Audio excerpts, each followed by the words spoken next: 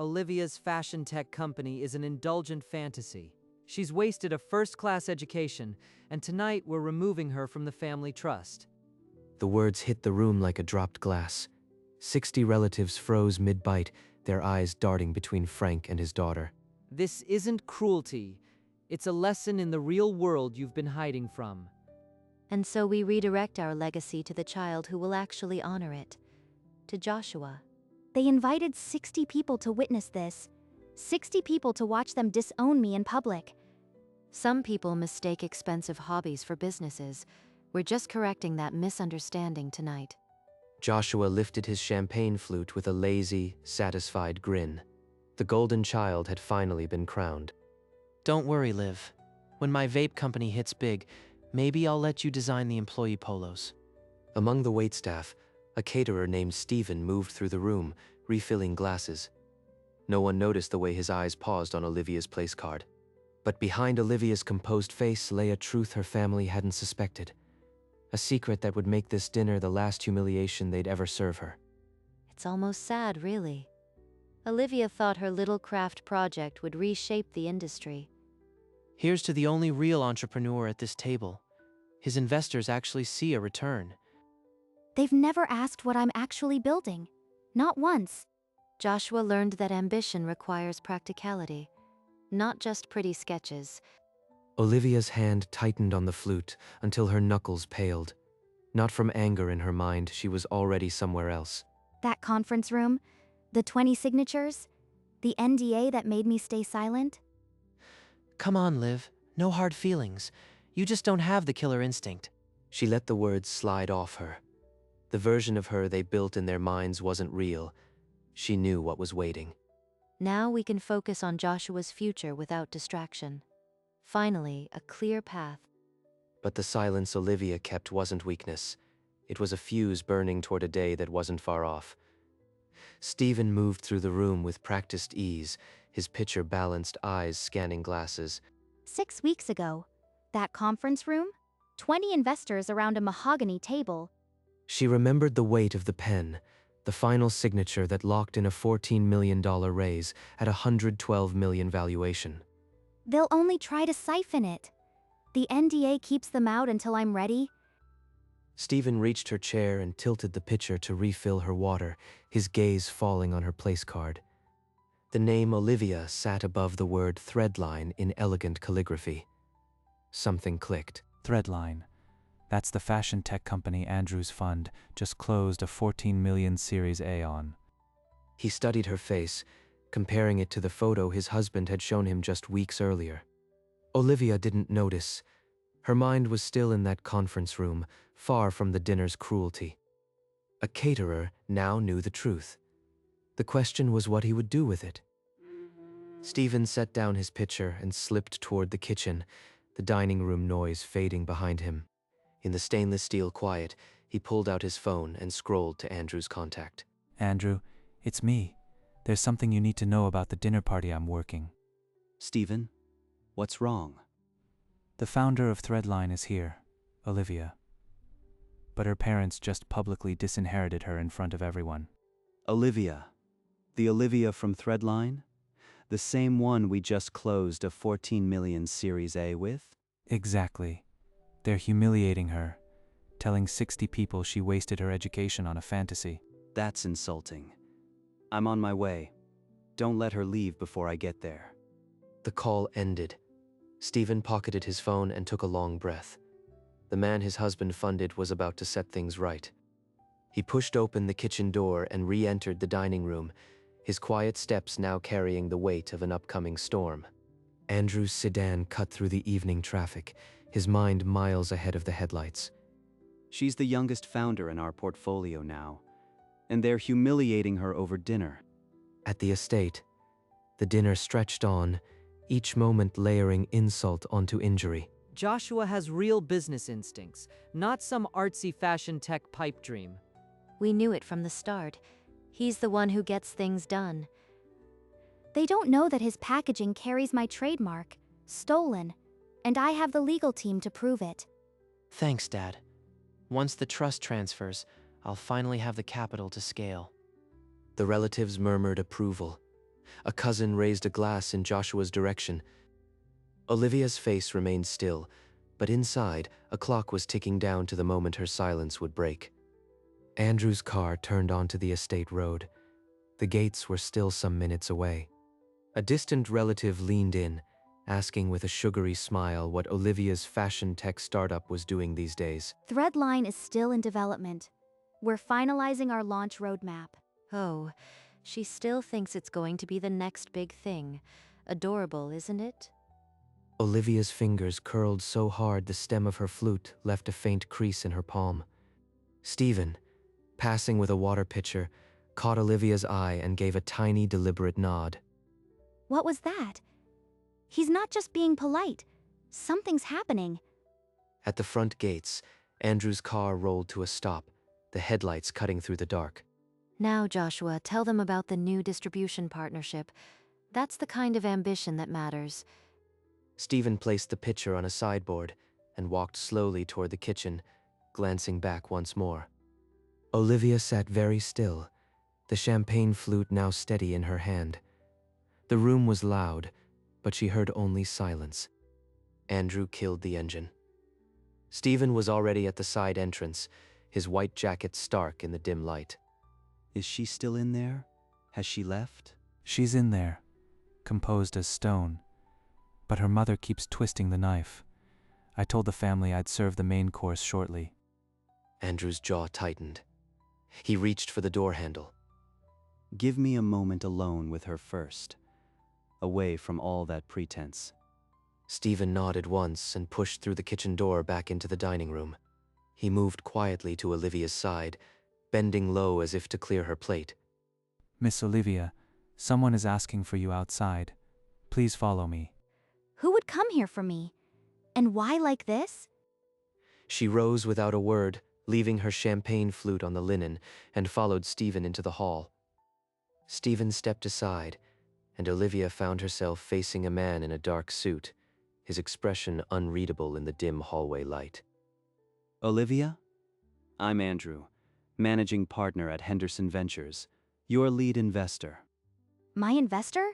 How did he? Stephen, the caterer, is my husband. He recognized your name. I know about the Series A, the NDA doesn't matter now. What matters is my founder is being humiliated. He knows everything. He's here to defend me. There's more. Our team flagged your brother's vape company using Threadline's trademark on their packaging. That's infringement. I found out 2 weeks ago. I was going to act after the NDA expired. The NDA is no longer a concern. We're ready to back you, publicly and legally. I can walk in there and set the record straight. How do you want this?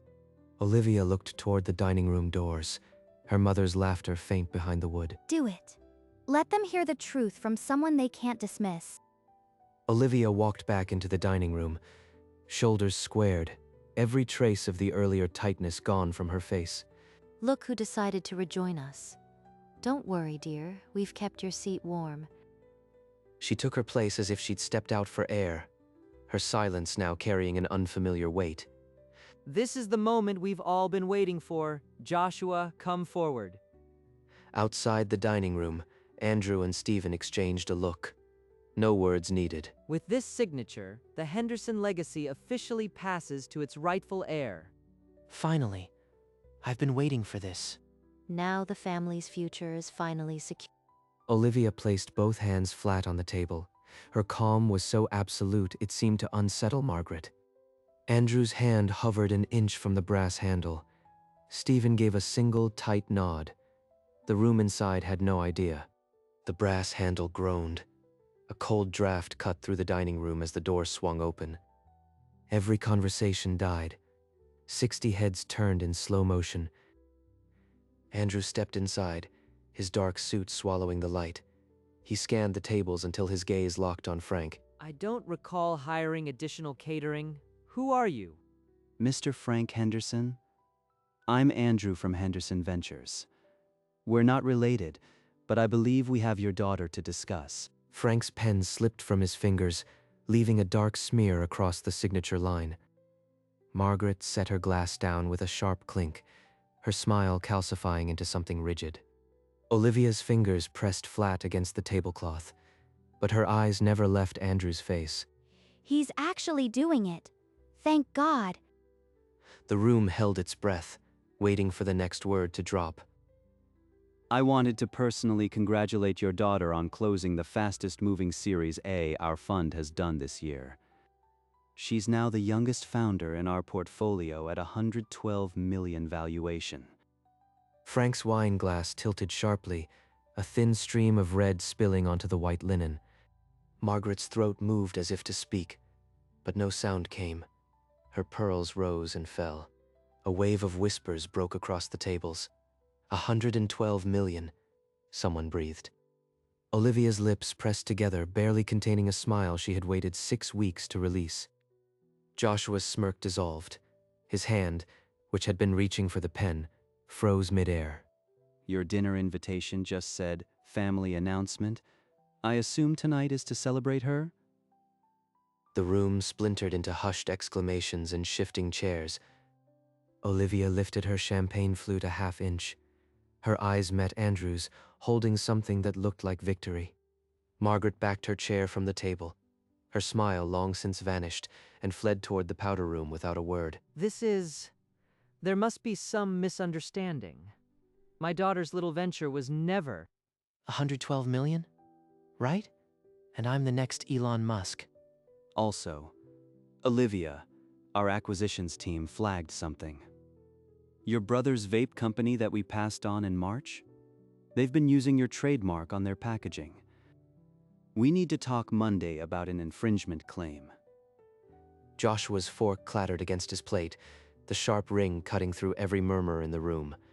A collective gasp rose from the 60 guests, chairs scraping as heads swiveled between Olivia and her brother. And there it is. The thing he thought he'd get away with forever.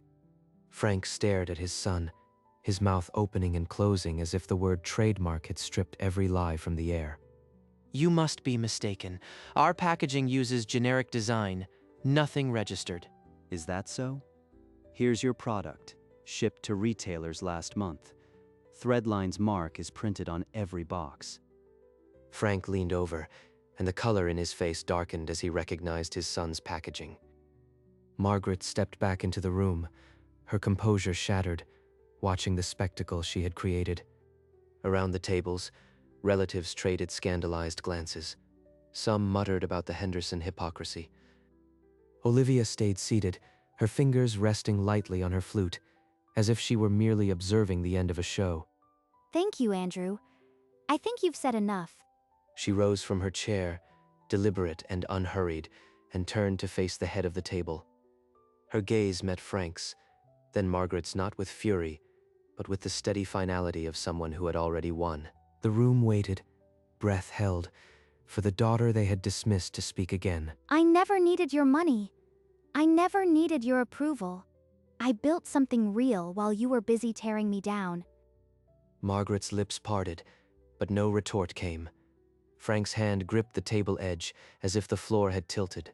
But I do thank you for showing everyone here exactly who you are. Enjoy your evening. She set her champagne flute on the table, the soft clink a punctuating silence. She nodded to Andrew and Stephen, the two strangers who had armed her for this moment. She turned and walked toward the door, her heels steady on the marble, each step a quiet detonation. The room remained frozen, Frank's mouth still open, Margaret clutching a chair, Joshua's face gone white. The door clicked shut behind her, and only then did the first sob break from Margaret's throat. Inside, a single pair of hands began to clap hesitant, then another, until half the room rose in stunned ovation. Frank slammed the table. "Sit down. This is still a private family matter." But no one listened. Relatives crowded the aisles, some walking out, others searching for Olivia. Margaret sagged into her chair, sobbing. Joshua grabbed his keys and stormed out a side door. Stephen opened the front door for Olivia, his calm hand steady on the brass handle. Andrew followed her out, his silhouette merging with the dark. Cold air hit her skin. We'll take care of everything Monday. You're not alone in this anymore. Olivia nodded, the cold air filling her lungs like a first real breath in hours. She opened her car door, paused to glance back at the estate, then slid inside. The dashboard glow lit her face as the engine hummed. In her rear view, the mansion glittered, and she drove. The clapping died. A cousin cornered Frank, voice sharp. Did you know? Did you know Joshua was stealing her designs? This is slander. I had no idea. Margaret couldn't stop the tears. She pressed a napkin to her face, but the sobs kept coming. The trust document lay on the floor, a red wine stain blooming across the Henderson signature.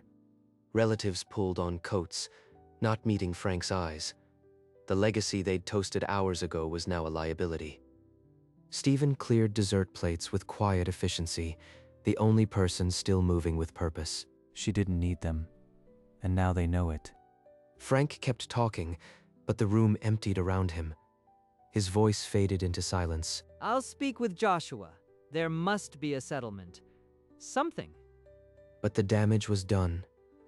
The Henderson name, polished for a generation, had shattered in a single dinner. Weeks later, a glass-walled conference room at Henderson Ventures held the final chapter of the story that night had started. Joshua's company has been served a cease and desist. His primary investors are pulling out as of this morning. Olivia held a thick pen and pressed it to the final page of Threadline's trademark registration. The ink sealed a victory that had been 6 weeks and one brutal dinner in the making. Andrew slid a second folder toward her, his expression unreadable. Series B term sheets. 3 funds have already pre-indicated. Your valuation has climbed to $150 million. Olivia exhaled slowly, her fingers flattening the corners of the paperwork. The numbers were real. They wanted to bury me. Instead, they handed me the headline I could never have bought. A real smile formed on her lips, the first that had nothing to do with survival and everything to do with winning. She glanced at Andrew, who was already typing on his phone, already orchestrating the next round. The Henderson family was still dealing with wreckage, but Olivia wasn't looking back. Not anymore. Somewhere in a 2-bedroom rental, far from the estate, Frank and Margaret Henderson sat before a tablet screen. Local vape startup sued for trademark infringement. Founder Joshua Henderson steps down. We should have believed her. The signs were always there. Frank's hand didn't hold a wine glass now, but the same frozen horror from the dinner returned. They had gambled their legacy on the child who stole, and the one they cast out had become a $150 million name. All those years I called her a failure. She was building an empire in silence. Frank just stared at the wall, his silence heavier than any apology he could attempt. The condo was quiet. No dinner party, no guests, only the faint hum of the refrigerator. The Henderson name, once spoken with reverence in Willow Creek, now carried a different weight, a cautionary tale. But Olivia wasn't coming back, and they both knew it. Late afternoon light poured through the floor to ceiling windows of Olivia's penthouse office. A notification pinged on her phone. Threadline's latest launch had trended nationally. She set the phone down and pulled open a drawer, her fingers brushing against something old. A faded family photograph, the same one that once hung in the Henderson estate, lay folded among old receipts. I almost forgot this was here. She smoothed the crease and studied the faces. Her mother, her father, her brother, all frozen in a time before they chose cruelty. No anger came. Only a quiet certainty that she had outgrown the frame. She tucked the photograph away, not out of shame, but because it no longer belonged in her present. The city skyline stretched beyond the glass, glittering in the golden light. Her phone buzzed again, but she didn't reach for it. Olivia stood there, calm, whole, a woman who had built her own legacy from the ground up. Her phone buzzed softly. A message from Stephen. Threadline is everywhere now. So proud to have been there that night. You and Andrew changed the course of that dinner. I'll never forget it. She set the phone aside and turned back to the window, the skyline now glittering with 1,000 lights. The memory of that dinner surfaced, the public disownment, the laughter, but it held no power anymore.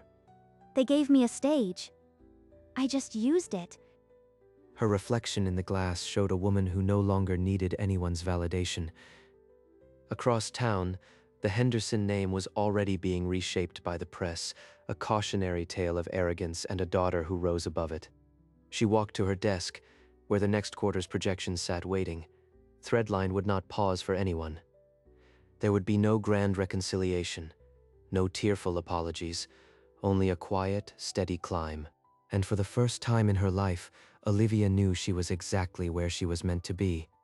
She flicked off the desk lamp, and the office softened to dusk, the city lights taking over. She shrugged into her coat and glanced once more at the reports spread across her desk. The Threadline valuation alone now exceeded the entire Henderson family estate. She didn't need to gloat. The numbers spoke loudly enough. Her phone vibrated once more, an email from Andrew. The Henderson Trust restructuring is making noise. Thought you'd like to know. She read it, then swiped it away without a reply. Some stories no longer needed her attention. She pulled the door shut behind her, the lock engaging with a soft click. In the elevator, she caught her reflection and recognized the woman who had sat through that dinner 6 weeks ago. But that woman had been weighed down by a family that couldn't see her. This one carried none of their weight. As she stepped out into the evening, the Henderson chapter closed behind her, and the night ahead was entirely her own. Outside, the city breathed around her. Taxi horns, distant music, the electric hum of a world that never paused. She turned a corner and saw a catering van unloading trays of canapés for a nearby event. A faint smile pulled at the corner of her mouth. Not bitter, just remembering. Funny how the smallest connections can rewrite an entire life. She kept walking, her heels clicking a steady rhythm on the pavement, a woman who no longer needed to prove anything. The dinner party that was meant to destroy her had become the engine of her ascent. And somewhere on the other side of town, a family sat in silence with nothing left to say. Olivia didn't look back. She had stopped needing to the moment Stephen refilled her water glass. The future was hers, and for the first time she wasn't waiting for anyone's permission to claim it. She just walked forward into the ordinary, extraordinary night.